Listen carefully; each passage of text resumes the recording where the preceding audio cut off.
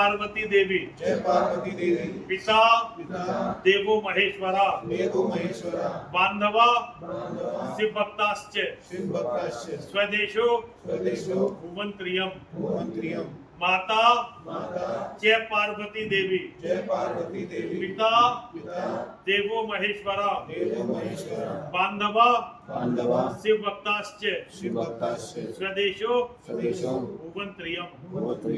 देवादिदेव भगवान महादेव शिव हम सबके पिता हैं, जगत जननी माँ पार्वती हम सबकी माता है।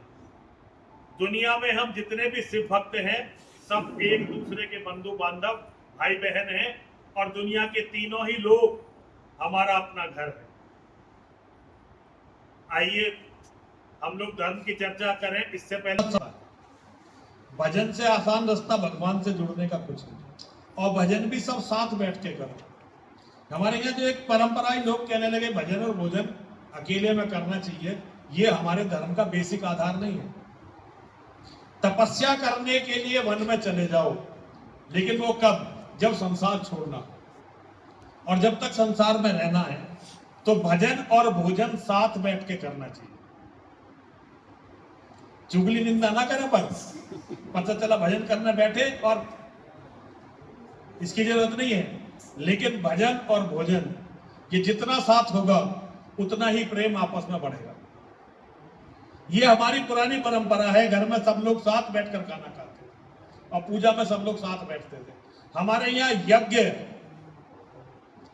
आप देख लीजिए किसी के यहाँ किताबों में, जब भी पुरानी किताबों को पढ़ेंगे, पुराणों को पढ़ेंगे, इतिहास को पढ़ेंगे, तो जब कोई व्यक्ति यज्ञ करता था तो अपने सारे रिश्तेदारों को बुलाता था, बड़े बड़े ऋषि मुनियों को, ब्राह्मणों को उसका निमंत्रण देता था, क्योंकि यज्ञ सबसे श्रेष्ठ पूजा है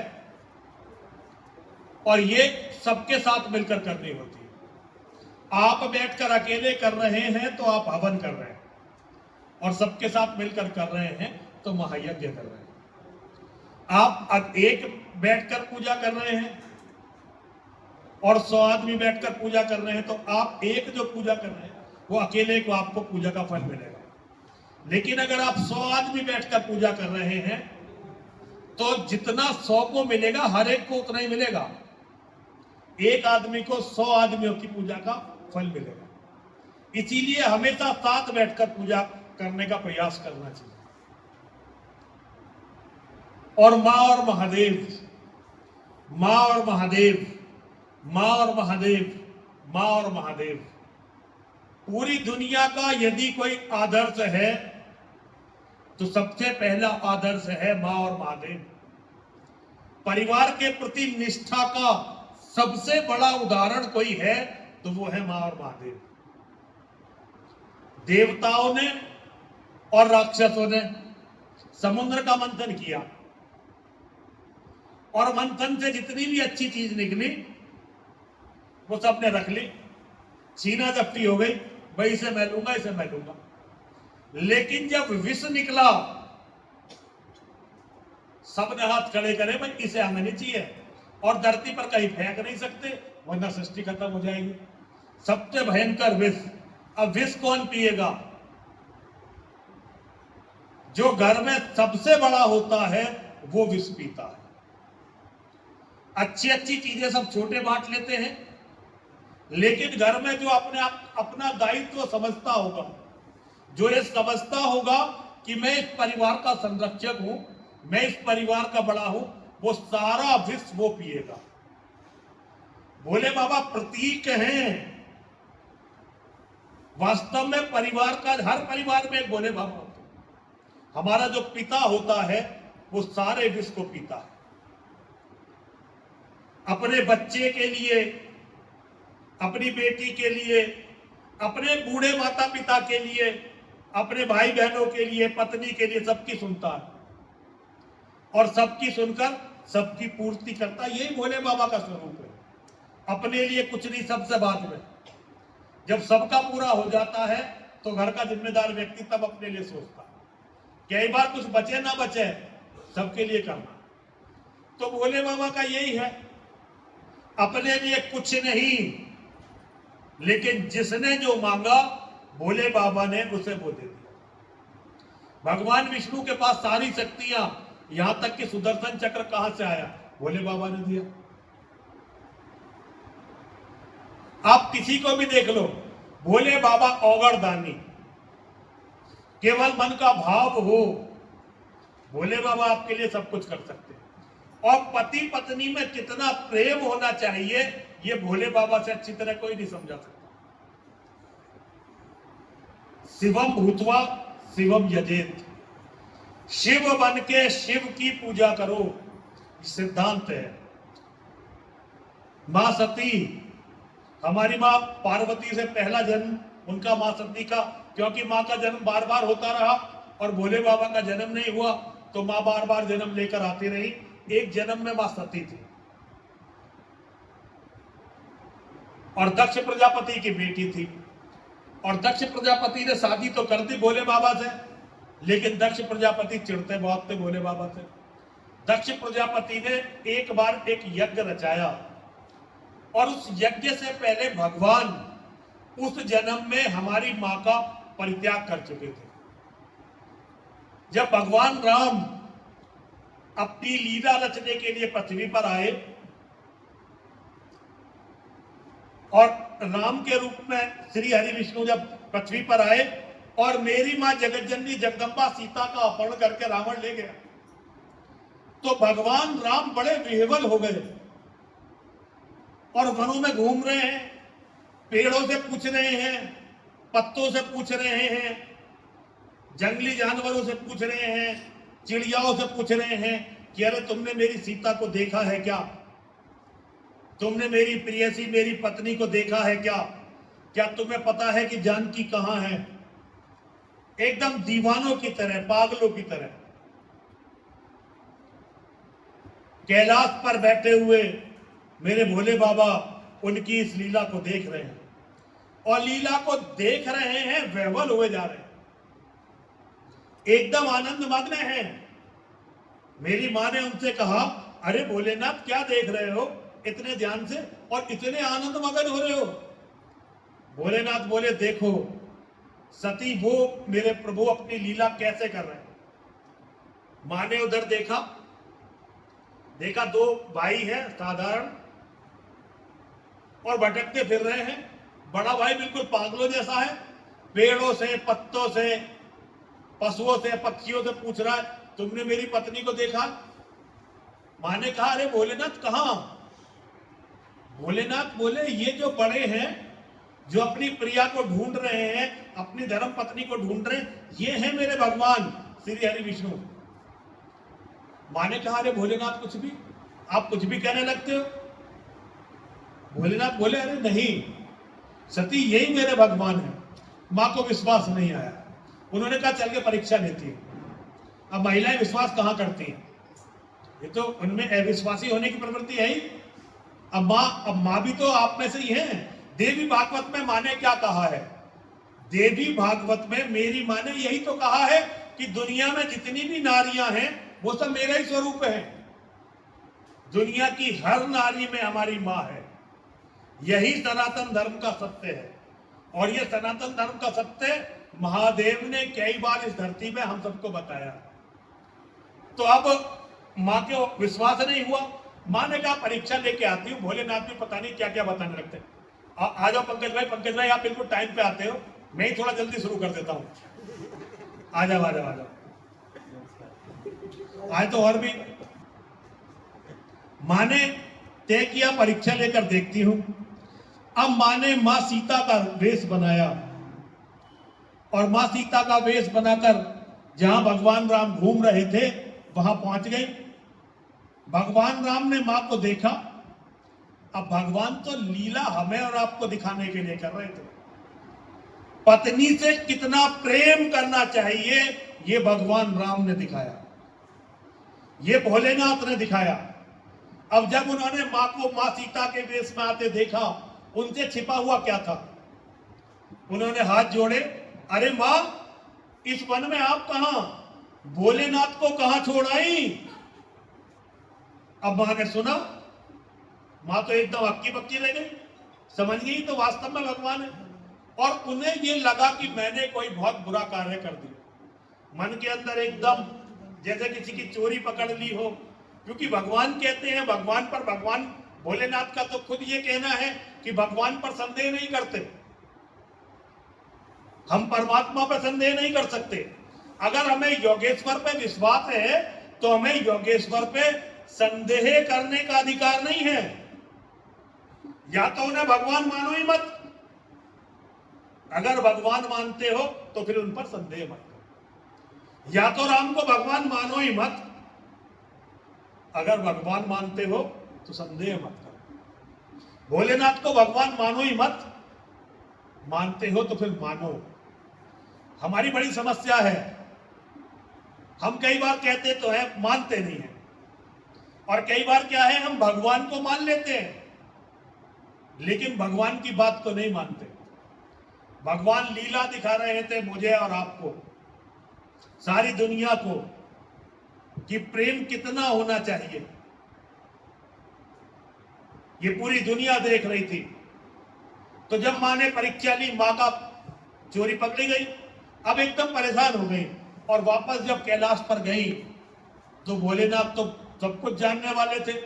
उन्होंने कहा, सती ले आई परीक्षा मेरे भगवान की, थोड़ा खिन्न थे। मां ने झूठ बोल दिया। उन्होंने कहा कोई परीक्षा नहीं ली, मैं कोई परीक्षा लेने नहीं गई। भोलेनाथ ने उसी क्षण उस जन्म के लिए मां का परित्याग कर दिया। मेरे भगवान पर संदेह किया, मेरी बात पर संदेह किया, मां का परित्याग कर दिया और समाधि में बैठ गए। वहीं समाधि में भोले बाबा लीन हो गए। बहुत समय तक उनकी समाधि चलती रही। एक दिन बड़ी हलचल देखी मां ने, वो अपनी सेविकाओं के साथ अपने काम में लग गई। वो ये समझ गई थी कि भोलेनाथ ने इस जन्म में मेरा परित्याग कर दिया। अब उन्होंने बड़ी हलचल देखी। एक दिन सारे देवी देवता जा रहे थे उधर से निकलते हुए। उन्होंने अपने गणों से कहा, पता करो ये कहां जा रहे हैं। गणों ने पता किया तो पता चला कि मां के पिता दक्ष प्रजापति ने एक यज्ञ रचाया है। मां ने कहा, पिता ने यज्ञ रचाया, सारी दुनिया जा रही है, मुझे नहीं बुलाया। बड़ी परेशान, बड़ी खिन्न। इंतजार करा एक दो दिन, हो सकता है पिताजी ने किसी को भेजा हो, रास्ते में रह गया हो सकता है मेरे पे निमंत्रण आने वाला हो। एक दो दिन इंतजार किया, कोई नहीं आया। जाकर जहां भोलेनाथ समाधि में बैठे थे वहां जाकर बैठ गए। जब बहुत देर तक मेरी मां वहां बैठी रही तो भोले बाबा ने अपनी समाधि को तोड़ा। उन्होंने कहा, अरे सती क्या हुआ, क्यों इतनी परेशान हो? अब मां परेशान तो थी।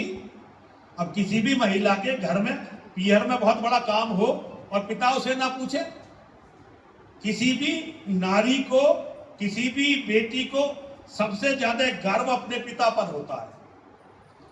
किसी भी नारी का जो आइडियल मैन होता है वो अपना पिता होता है उसका।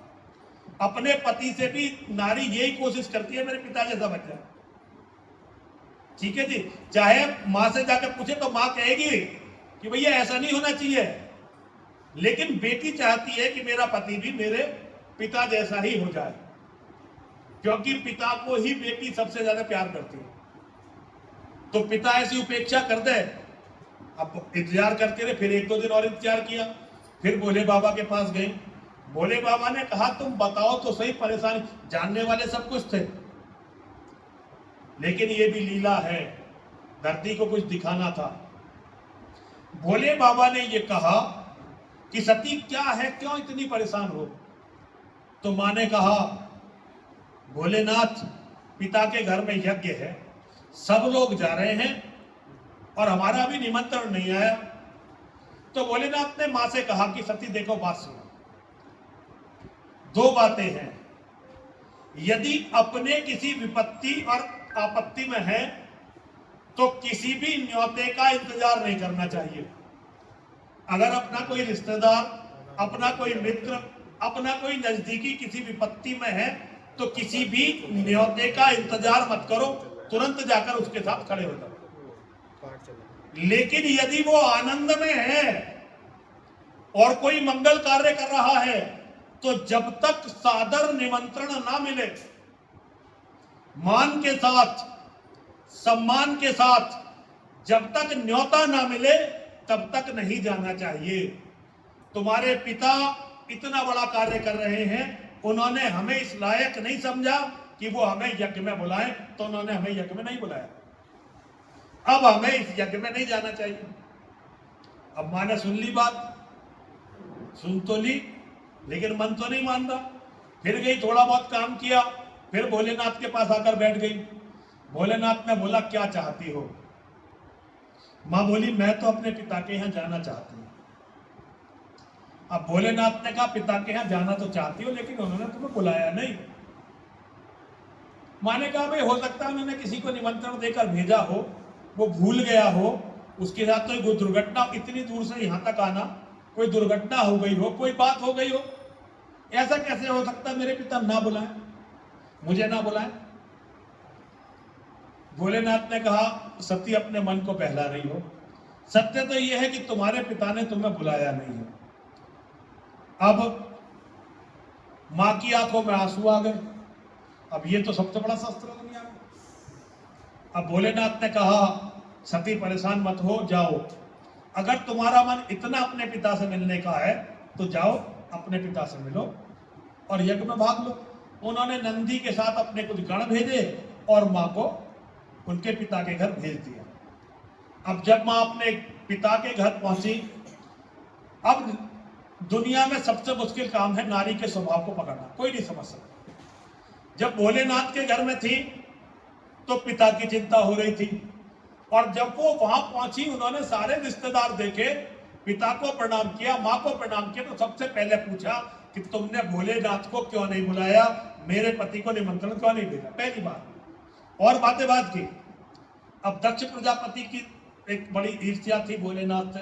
ये बड़ी लंबी कहानी है, कभी दोबारा मैं इसे सुनाएंगे, दोबारा हम लोग बुलाओगे कभी तो भोलेनाथ, तो दक्ष प्रजापति ने कहा कि देख, हमें उस शमशान के निवासी को, उस पौगड़ को बुलाना नहीं था, और इसीलिए हमने तुझे भी नहीं बुलाया।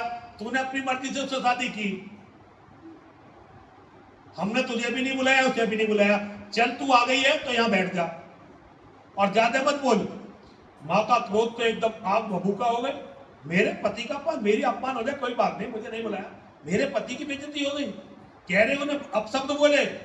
और मां ने एकदम अपने पिता को बुरी तरह लताड़ दिया। अब उनका पिता और भी दुष्ट, वो अपनी बेटी से लड़ने को तैयार हो गया। और जब वहां विवाद का ऐसा माहौल हुआ कि मां ने कहा कि तुमने मेरे पति का अपमान किया है, मेरे घर में, मेरे पिता के घर में, मेरे पति जिनका दुनिया में कोई अपमान नहीं करता, आपने उनका अपमान किया है, और मैंने अपने पति का सम्मान नहीं रखा। मेरे पति ने मुझे मना किया था यहां आने के लिए, मैं अपने पति की बात काट कर यहां आई हूं, और आज अपनी आंखों से अपने पति का अपमान देख रही हूं, तो मुझे अपने पाप का प्रायश्चित करना है। और मां ने अपने आप को हवन कुंड में भस्मीभूत कर डाला। वो हवन कुंड में चली गई और अग्नि में समर्पित हो।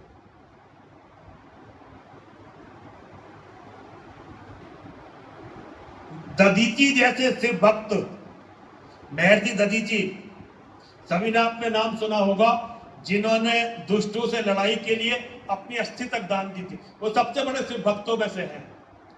महर्षि दधीची जैसे शिव भक्तों ने कहा, भाई ये बहुत गलत हुआ है और इसका परिणाम अब सबको भुगतना पड़ेगा। वो यज्ञ छोड़ के चले गए। लेकिन राजा दक्ष को बहुत ही अहंकार था, और उसने पहले ही ब्रह्मा जी तो उसके पिता थे राजा दक्ष के, भगवान विष्णु का वो भक्त था। भगवान विष्णु से उसने पहले ही वादा ले लिया था कि भगवान विष्णु उसके यज्ञ की रक्षा करेंगे। अब मां का तो बलिदान हो गया, भोलेनाथ को यह पता थी कि इसके यज्ञ की रक्षा भगवान विष्णु करेंगे। अब जब भोलेनाथ को यह बात पता चली कि मेरी पत्नी, मेरी अर्धांगिनी का अपमान हुआ और उसे अपने प्राण देने पड़े, तो भोले बाबा का क्रोध एकदम उबल गया। उन्होंने अपनी दो तीव्रतम शक्तियों को प्रकट किया, भद्रकाली को और वीरभद्र को। और वीरभद्र को कहा कि जाओ दुष्ट दक्ष का अभी सर काट दो। क्या कहा विपुल भाई? दक्ष का भी सर काट दो। और इसके बाद जो बात कही, आप विष्णु पुराण और शिव पुराण दोनों देखना, आपको ये प्रसंग जरूर मिलेगा। उन्होंने ये कहा कि अगर दक्ष को बचाने के लिए ब्रह्मा, विष्णु और इंद्र भी आए तो उन्हें भी मत छोड़ना। ये बहुत छोटी सी बात है लेकिन समझने की बात है। जिस भगवान विष्णु के जरा से अपमान के लिए मां का परित्याग कर दिया, बहुत समय तक, हजारों साल तक मां से बोले नहीं, वो अलग बात है, लेकिन ये मेरी पत्नी है और इसका सम्मान मेरा कर्तव्य है महाराज। ये मेरी धर्म पत्नी है और इसका सम्मान, इसके स्वाभिमान की रक्षा, इसके सम्मान की रक्षा, ये मेरा कर्तव्य है। और इसके सम्मान की रक्षा में यदि मेरे भगवान भी सामने आएंगे तो उन्हें भी नहीं छोड़ा जाएगा। महादेव से बड़ा इस धर्म में कोई नहीं है। हमने अगर महादेव को भी नहीं समझा तो हम सनातन धर्म को नहीं समझ सकते। महादेव को समझो, पत्नी की मर्यादा महादेव से सीखो। परिवार कैसे चलाए जाते हैं, परिवार के प्रति कितना समर्पण होना चाहिए, पत्नी के प्रति, पत्नी के सम्मान के प्रति कितना समर्पण होना चाहिए, ये महादेव ने बताया। ये मेरी धर्म पत्नी है, इसका स्वाभिमान, इसका सम्मान मेरे लिए सर्वोपरि है। यदि किसी ने इसके सम्मान को, इसके स्वाभिमान को ठेस पहुंचाई तो वो उसका दंड भुगतेगा। और उसे दंड देने के बीच में यदि मेरे भगवान भी आए तो हम उन्हें भी नहीं छोड़ेंगे। छोटी मोटी बात तो छोड़ दीजिए, परिवार को चलाना भगवान से सीखिए। और आप जानते ही हैं, वीरभद्र गए, ब्रह्मा जी को तो जैसे ही पता चला कि मां सती का बलिदान हो गया, वो तो छोड़ के भग गए, सारे देवता छोड़कर भग गए। लेकिन भगवान विष्णु, उन्होंने क्योंकि अपने भक्त को वचन दे रखा था कि तेरी रक्षा करूंगा, वो अंत तक लड़े। लेकिन जब महादेव की प्रचंडतम शक्ति ने अपना रौद्र रूप दिखाया तो उन्हें छोड़कर भागना पड़ा और प्रजापति दक्ष का सर कटा। ये है भगवान की लीला। हमें बहुत सारे कथावाचक, बेसिकली जिन्हें असल में क्या है, मैं देखो ये तो मत समझना कि मैं बुराई कर रहा हूं, लेकिन जिन्हें आप कथावाचक समझते हैं वो कथावाचक नहीं है, वो एक्टर हैं। जैसे फिल्म के एक्टर होते हैं, वो ड्रामों के एक्टर, उनका केवल काम है आपका मनोरंजन करना। वो आपको सत्य बताएंगे ही नहीं, वो आपको केवल उतनी बात बताएंगे जितनी से आप प्रसन्न होकर पैसा निकाल दो। मेरी बात जितनी चलती रहेंगी, आपको कभी क्रोध आएगा, कभी आपको बुरा लगा, तो मेरी बातें बुरी भी लगेंगी। तो कोई भी पैसा कब निकलता? मैं कहूंगा जी आज भोले बाबा का ब्याह है, कल राम जी का ब्याह है, परसों जो कृष्ण जी का जन्म है, चलो जी। लेकिन ये धर्म की बातें नहीं है, ये ठग विद्या है, ये ठग विद्या। धर्म आपको मैं बता रहा हूं जो सनातन, और किसी अहंकार से नहीं कह रहा। मुझे ये काम मेरी मां और मेरे महादेव ने दिया, मैं पूरी दुनिया को बताऊं। और देखिए, दुनिया की सबसे बड़ी शक्ति मां है।